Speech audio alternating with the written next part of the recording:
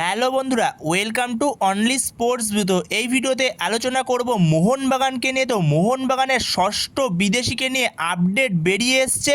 তো Mohun Bagan Durand cup ফাইনালে Kolkata derby হারার পরে মোহনবাগানের ষষ্ঠ বিদেশি কে হতে চলেছে, তো সেই বিষয়টা নিয়ে আপডেট বেরিয়ে এসছে। তো ভিডিওটি সবাই শেষ পর্যন্ত দেখতে থাকো, আর চ্যানেলে নতুন হয়ে থাকলে চ্যানেলটি সাবস্ক্রাইব করে পাশে থাকা বেল আইকনটিকে অন করে পাশে থেকো।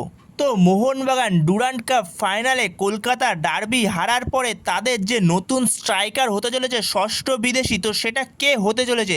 তো সেখানে যেরকমটা আপডেট বেরিয়ে আসছে, মোহনবাগান 32 বছর বয়সী স্কটল্যান্ডের প্লেয়ার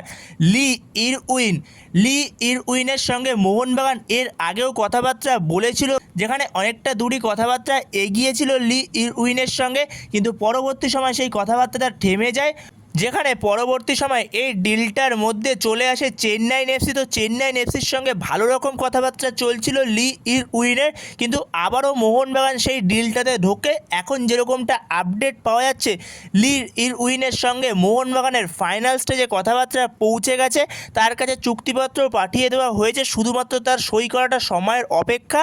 তো সেখানে লি ইরউইন সে মোহনবাগানেই আসতে চলেছে।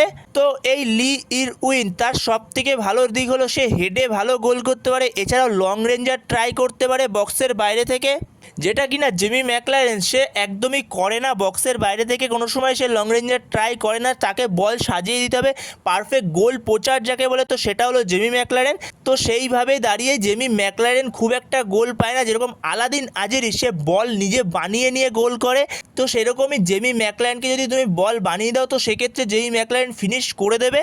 তো এই কারণেই আলাদিন আজেরি এখনও পর্যন্ত গোল বেশি পায়। তো সেক্ষেত্রে এই লি ইরউইন তো যথেষ্ট ভালো একটা সাইনিং হতে চলেছে মোহনবাগানের জন্য, যেখানে এই লি ইরউইন সে 352টা ম্যাচ খেলেছে তার কেরিয়ারে, তার মধ্যে 101টা গোল করেছে এবং 36টা অ্যাসিস্ট করেছে। তো স্ট্যাটটা খুব একটা খারাপ স্ট্যাট না।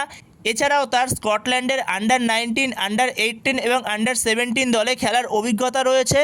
আর এই লি ইরউইন তার মার্কেট ভ্যালু হচ্ছে 3,20,00,000 টাকা। তো সেখানে মোহনবাগান এই লি ইরউইনকে সাইন করতে চলেছে, প্রায় ডিল ডান, যেখানে তার কাছে পেপার পাঠিয়েও দিয়েছে, শুধুমাত্র তার সাইন করাটা সময়ের অপেক্ষা।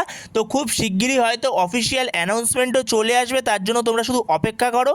তো অফিসিয়াল অ্যানাউন্সমেন্ট চলে আসলেও তখন তোমাদের সাথে বিষয়টা শেয়ার করে দেবো। তো তোমাদের এই সাইনিংটা কীরকম লাগলো, তো সেটা অবশ্যই কমেন্ট বক্সে কমেন্ট করে জানিও তোমাদের মতে এই লি ইরউইনের সাইনিংটা কতটা ভয়ানক হতে চলেছে। তো এই ভিডিওতে এই পর্যন্তই। তো এই ভিডিওতে এই আপডেটটা নিয়ে আলোচনা করার ছিল। তো ভিডিওটি ভালো লাগলে অবশ্যই লাইক শেয়ার সাবস্ক্রাইব করতে ভুলো না। তো নেক্সট ভিডিওতে দেখা হচ্ছে, ততক্ষণের জন্য বাই বাই।